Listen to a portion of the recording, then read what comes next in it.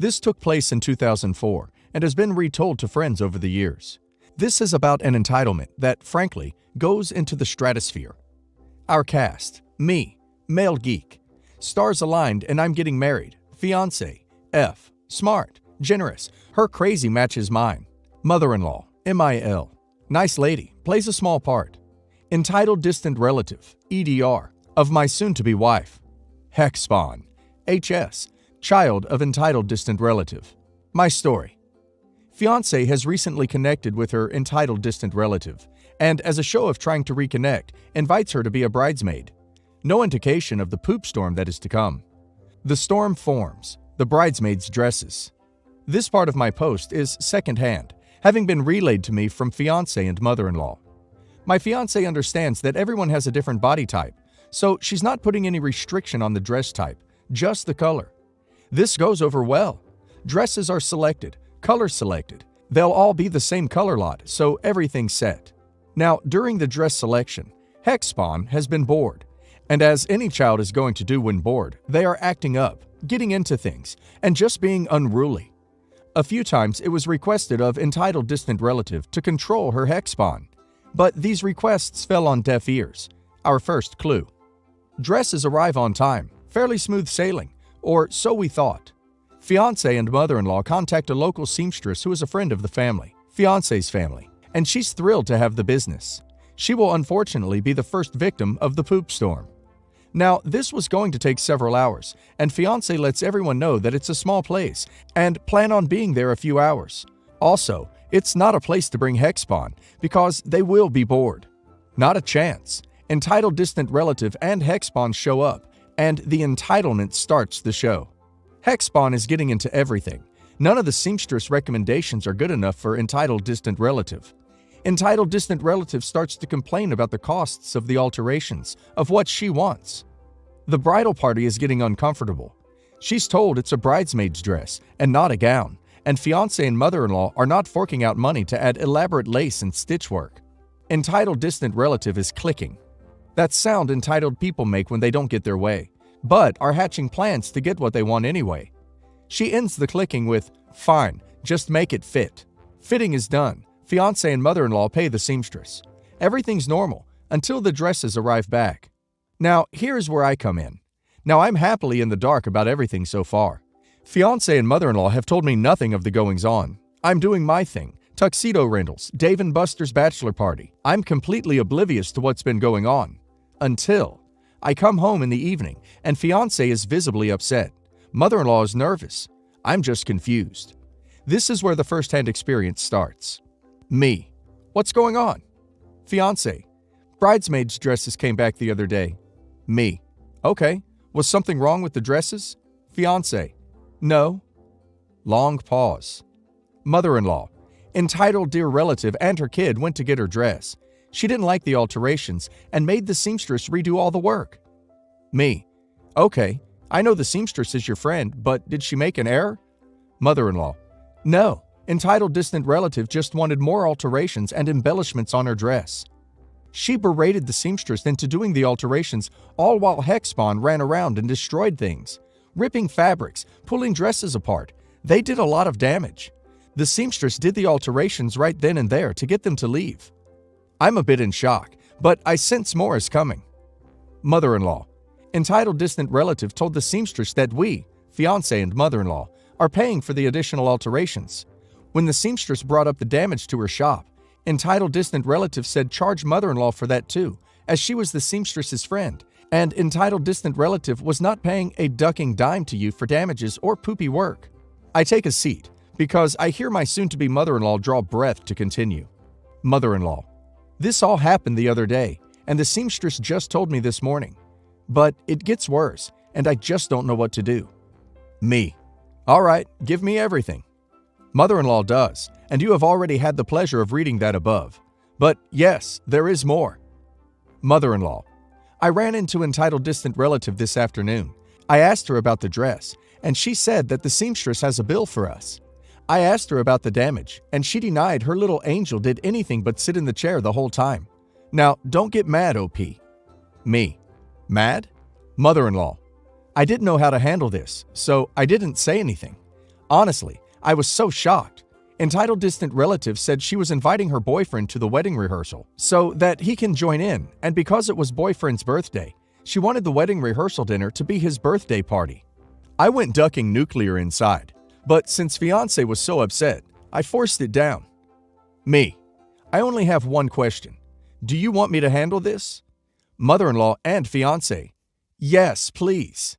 Me. I'm on it. My first stop is the seamstress. I introduce myself, apologize for entitled distant relative and Hexbon's behavior, and pay for the alterations and damages to her business. She was able to salvage most of her work, so I paid for the alterations, her time, and what couldn't be salvaged. My next stop was home. Hug the fiancé. Tell mother-in-law it's all taken care of. Mother-in-law.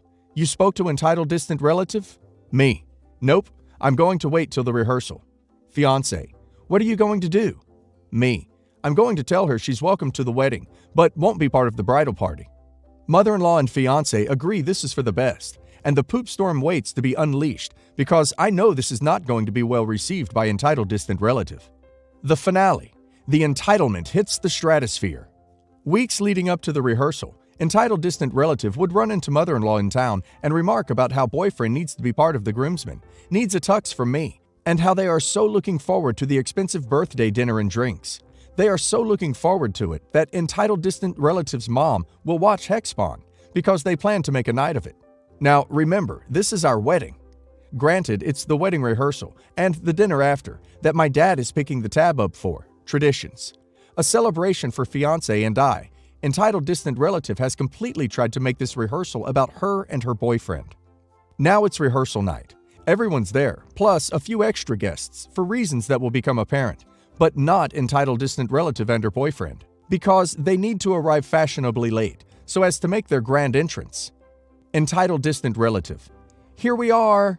Everyone, attention. This is the boyfriend. It's his birthday. Everyone looks like they just ate a nasty brown burnt pistachio. My father leans over and asks me what's going on, to which I smile at him and walk over to entitled distant relative and boyfriend. Entitled distant relative. Hey, OP. I invited boyfriend to be a groomsman, and since it's his birthday, the dinner at that really nice restaurant is like a birthday party. It's going to be a great birthday party. Me. No, it's not. A word with you. I motion over to the back of the church. Entitled distant relative. Yeah, great, because I need to ask when is boyfriend getting a tux. He needs a ride to the wedding, and oh, I cut her off. Me. You entitled little... Do you actually think I'm going to let you hijack fiancé's wedding so you can get a free birthday party? Entitled distant relative is taken aback. Boyfriend puffs up, but I shot him a glance and puff up myself. I probably should have noted that while I am a geek, I'm a big dude. I'm 6 foot 6 inches and pushing 325 at that time. I've got at least a foot on boyfriend and more like 150 pounds. Not afraid to admit, some of it living life to the fullest weight, some of it from my days playing hockey. Boyfriend looks up and quickly rethinks his life's choice and lets entitled distant relative try and handle me. Entitled distant relative. Well, it is his birthday, and since he's a groomsman and you so carelessly forgot to invite, I cut her off again. Me. No, he's not. I don't know him. I don't want to know him. He's not a groomsman, and you're not part of the bridal party anymore. After the stunt you pulled at the seamstress and this BS about hijacking the rehearsal dinner, far as I'm concerned, I'd rather kick you to the curb and forget you exist. But since I plan to be joining fiancé's family, out of respect for fiancé and mother-in-law, you and boyfriend can attend the wedding, against my better judgment. But after that, if I never hear about you again, I'll consider that a life goal achievement. I won't tell the others what's going on. This will stay between fiancé, mother-in-law, and me. Fiancé will have her day, and the family won't have to hear about how effing crazy the stunt you pulled is. Entitled distant relative. Who do you think you are, telling me that fiancé is more important than my boyfriend? You should have made him your best man since me and fiancé are so close. They are not. But you think that you're all big and bad. Well, let me tell you something, butthole. I'm going to the wedding, and I'm wearing a white gown, and I'll upstage fiancé and cause a scene, and it will be all your fault. Entitled distant relative said this a bit too loud. Some of the other people heard. I smile because I knew she was going to go there. I call back that it's okay. Entitled distant relative and her boyfriend are just about to leave. Entitled distant relative tried to push past me. Me. I've reconsidered. You and your boyfriend can F off. You're out completely. If you do attempt to ruin fiancé's day, let me point out a few guests to you. My dad, retired Army vet. He won't be happy you're ruining his daughter-in-law's big day. Oh, and there is Lieutenant Uncle, active state trooper, LT. Family friend, active local police officer. If you don't think that I won't have you tossed out on your butt in front of the whole wedding, you really don't know me. Really. Cause a scene and damage like at the seamstress, and don't think for a second I won't press charges. Entitled distant relative is flabbergasted. How could someone not see the logic? Not see how much she and her boyfriend deserve this? Boyfriend just looks like a deer in headlights. Me. Get the F out now. Entitled distant relative leaves with boyfriend, but shoots back the coveted, I hope you're happy. You ruined boyfriend's birthday. I didn't respond. I returned to the rehearsal, and we had a great rehearsal and a great rehearsal dinner. Father-in-law, who arrived late due to flight issues, and my dad are having a back and forth over who flips the bill. Comical, with each trying to steal the check and make way for payment, and it was the last thing we needed to wash away the stress of entitled distant relative. Epilogue. I let the groomsmen and the 2 police officers know my concern over a wedding disruption, and they all say they will keep an eye out. I took my soon-to-be father-in-law aside and explained the whole situation, as entitled distant relative is on his side of the family. He only chuckled and said I handled that BS well, and it wasn't the first time entitled distant relative let her entitlement flag fly. Wedding goes off without a hitch. No entitled distant relative, no boyfriend, no hex spawn. Perfect day. Just celebrated our 15th last year, and it's been 15 glorious years without seeing entitled distant relative.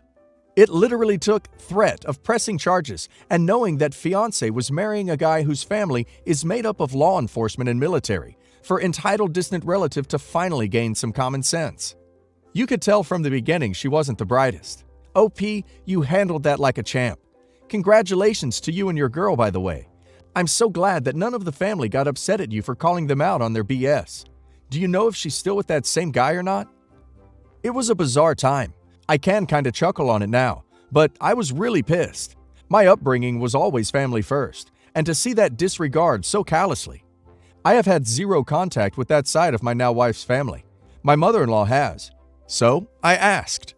The entitled relative never has accepted that what she did to try and force her boyfriend into the wedding and get the birthday party was wrong, and lower than a snake's butt to the ground. But to her information, yes, a few months after our wedding, she got engaged. She made no bones about telling the mother-in-law that we, wife and I, would not be invited to the posh wedding she was going to have. But my mother-in-law could attend, so she could see what a real wedding would look like. Mother-in-law declined. Anyway, it wasn't long after that. Word got back to the mother-in-law that the entitled relative's newlywed husband was spotted at the local bars picking up some side action. Things went south from there, and unfortunately, she felt that having another hellspawn would solve the problem. Nope. She dropped the kid, and the cheating escalated. Divorce followed. Now with 2 hellspawns, mother-in-law was asked to help out while the entitled one looked for a job. She managed a nice bank job somehow, and things were looking up for her. She had money and was working her butt off. But something happened, something that resulted in her losing her bank job and needing to pay back a large sum of money to her former employer. I have, or rather we have, no idea what happened, but she couldn't get a banking job again, and the entitled family won't say anything more than it was her fault. I just got engaged to the love of my life. His mom is a nightmare, but fortunately, they aren't close at all. His father is probably an objectively worse person, but was a better parent and is more respectful of boundaries, our relationship.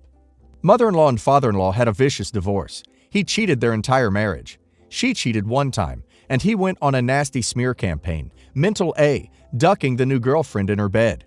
It was extremely vicious. Father-in-law is paying out his butt in alimony. She never worked, so he knew he was going to have to pay her something, hence the smear campaign. But he berated her to the point of tears in front of the judge and called her an illiterate immigrant B.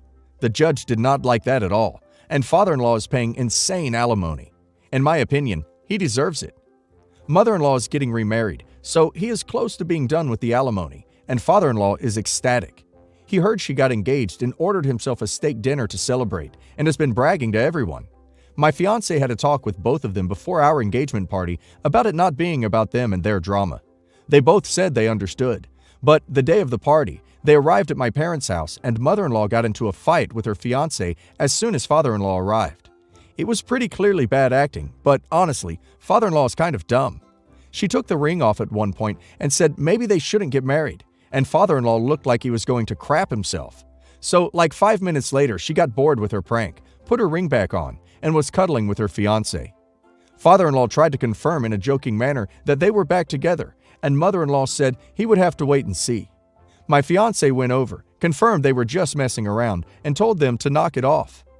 Later in the evening, father-in-law tried making small talk with mother-in-law's fiancé when mother-in-law was out of the room. He said something about being so close to New Year's Eve, you must be excited. Fiancé was like, huh? Why? Father-in-law said he thought they were getting married New Year's Eve, and her fiancé said no, they were getting married next year. Father-in-law started to get agitated. I reassured him that it is this New Year's Eve, and I have a wedding invite to prove it, and I gave mother-in-law's fiancé a bit of a look. The morning after the party, I called mother-in-law with my fiancé and said that my pre-wedding events aren't the place to duck with her ex. I get that she hates him, but it is totally selfish and inappropriate that they are going to be tethered together for a long time when my fiancé and I have kids. She is going to have to grow up and learn to get through parties. Mother-in-law got mad and said I don't care about her and I'm rude, and her fiancé called me uptight. She then hung up on me and texted that her cat hung up the phone. But what the duck, it was an iPhone and her cat doesn't have human skin. Not the a-hole. Rescind the invitations and invite the cat instead. Honestly, I'd disinvite them from the wedding. This was their opportunity to act like adults, and they failed.